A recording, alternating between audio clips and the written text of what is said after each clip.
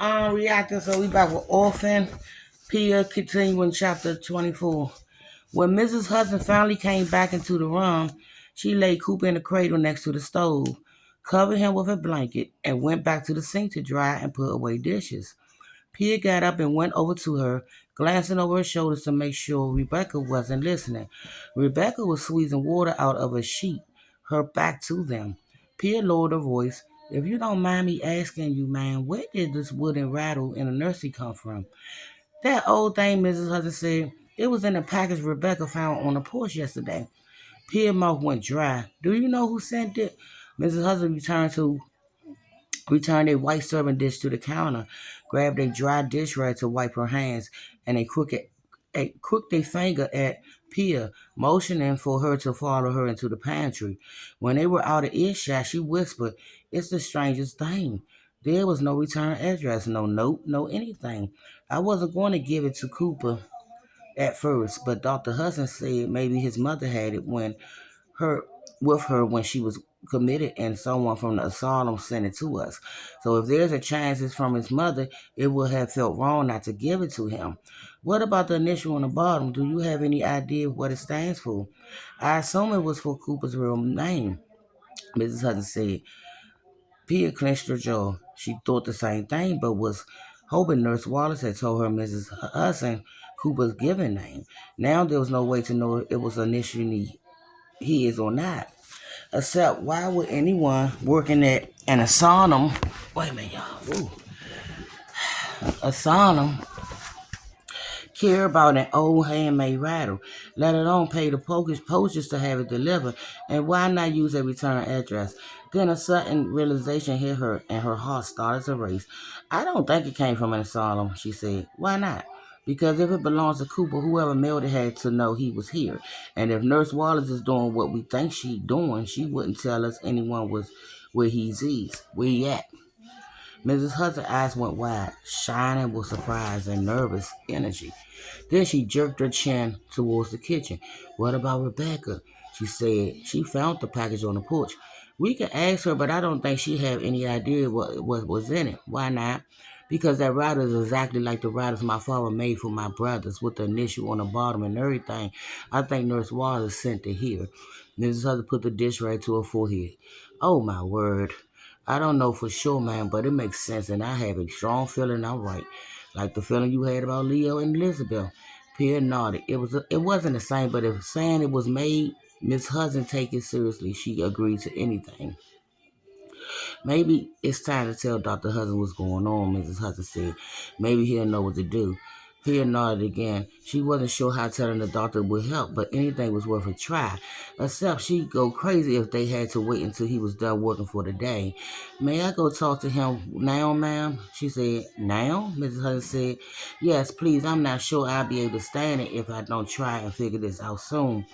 Mrs. Hudson furrowed her brows, thinking. Then she started out of the pantry. I suppose we could check to see if he has a few minutes to spare between patients. Pia followed, relieved Mrs. Hudson believed her and wanted to get to the bottom of it too. When they came out of the pantry, Rebecca was next to Cooper's cradle, kneeling on the kitchen rug and singing softly. The minute she saw them, she got up and went back to her work. Mrs. Hudson hung the dish rag over the dry rack and untied her apron. Rebecca, she said, we were just discussing the package you found on the porch. Where was it exactly when you first saw it? Why, it was sitting right next to the front door, ma'am, Rebecca said. So you didn't see the postman drop it off, Pia said. Rebecca shook her head. No, it was there when I came up the steps. She regarded Mrs. Hudson with a worried look. Is there a problem, ma'am? No, Mrs. Hudson said.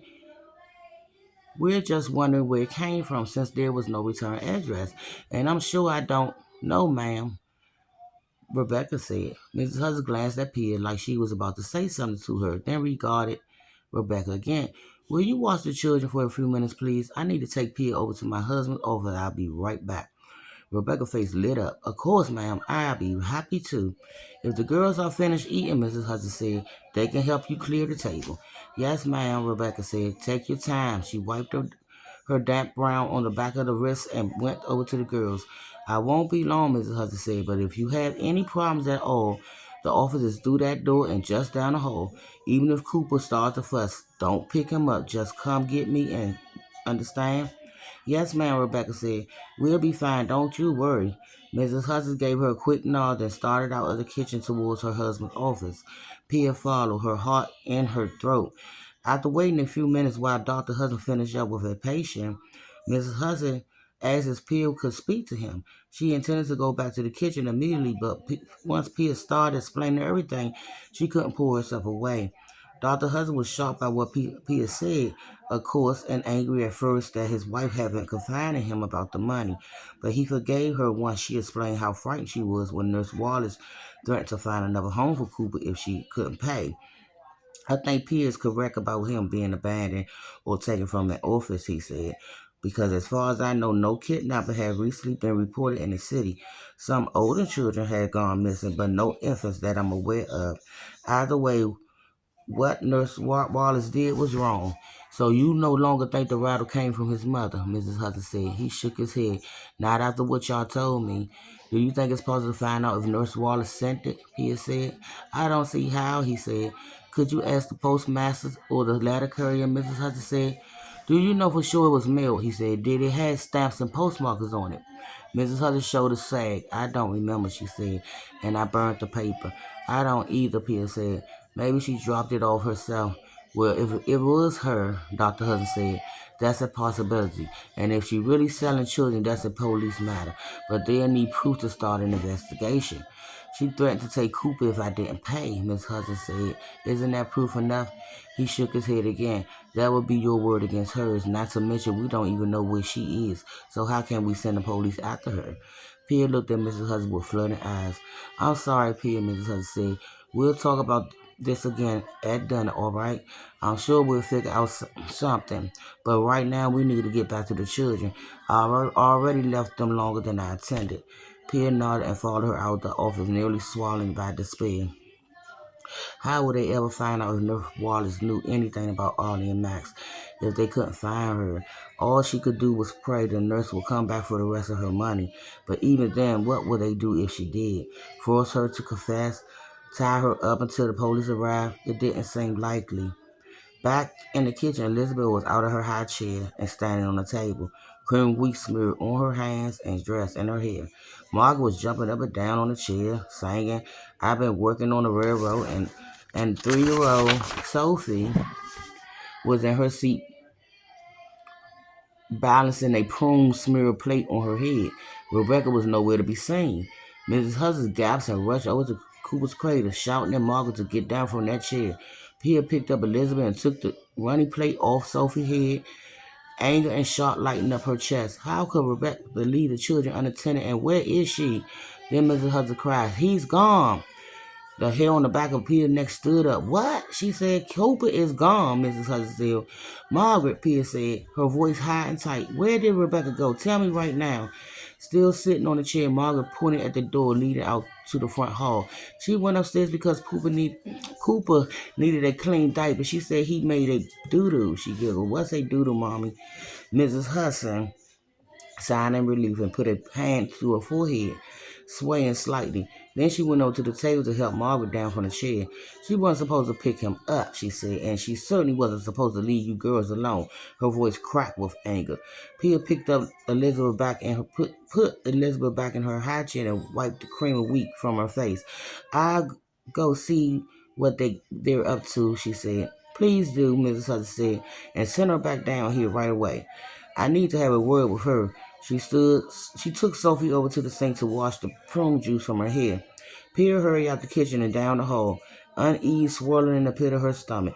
Cooper's diaper has just been changed, and even if he's dirty again so soon, Rebecca had been told not to pick him up. If she needed this job as badly as she claimed, why would she disobey Miss Hudson? It didn't make sense. She padded quickly up the stairs and rushed towards the nursery, her apprehension growing with every step. What if Rebecca had lied to Margaret about the diaper? What if it wasn't what if she wasn't upstairs at all? When she reached the nursery, she stopped in her tracks, stunned by what she was seeing. Rebecca sat in the rocking chair, her face wet with tears, her blouse unbuttoned. Cooper, as at her naked breast. When she looked up and saw Pia, she put a gentle hand on his small head and held him closer. Pia flew across the room and reached for the baby. "Get him to me," she demanded. Rebecca shook her head. "No," she said in a quiet voice, "not yet." "Have you lost your mind?" Pia said. "Get him to me now." "No, I won't," Rebecca said. "My milk is coming back." "He's not your baby," Pia said, furry twisting her chest. "He's not Simon." "I know," Rebecca crooked. "I know he's not my son." Misery flooded her eyes. Pia tried to take him, but Rebecca tightened her grip. They struggled for a moment, but Pia let go, afraid of hurting him. "Let me have him," she said through the clenched teeth. Just then, footsteps pounded down the hall, and Miss Hudson came into the nursery with Elizabeth on her hip, Sophie and Margaret on her heels. When she saw Cooper suckling at Rebecca's breast, she came to a halt. The blood drained from her face. "What in God's name are you doing?" she cried. She thrust Elizabeth into Pia's arms and went to take Cooper from Rebecca. "Give him to me." At first, Rebecca resisted, but then she let go. Mrs. Hudson snatched the baby and backed away, staring at her like she was a raving lunatic. Rebecca's hands went limp in her lap, a thin drizzle of milk leaking from her breast onto her powder blue blouse, creamy wet blotches growing gray. "Sophie and Margaret," Mrs. Hudson said, "go to your room now." "But, Mommy," Margaret said. "We just don't make me tell you again," Mrs. Hudson said. "Go to your room this instant. Pia will come get you in a few minutes." The girls turned their lips under, pouting, but they moved away from the door and did as they were told. "I'm sorry, ma'am," Rebecca said, "but he was starting to fuss, and I couldn't help myself." Mrs. Hudson pointed a trembling finger at the nursery door, and I will be back with the continuation of Pia.